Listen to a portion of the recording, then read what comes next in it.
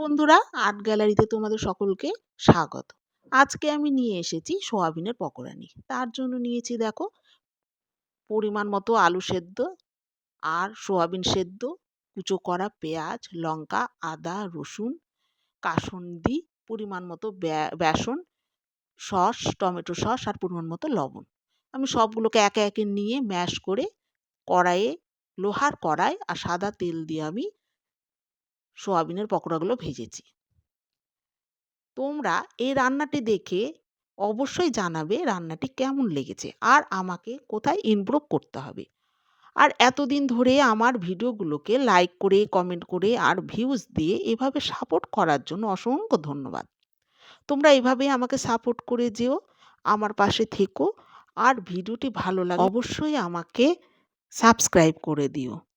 আর এভাবেই নতুন নতুন ভিডিও নিয়ে তোমাদের সামনে আমি আসবো।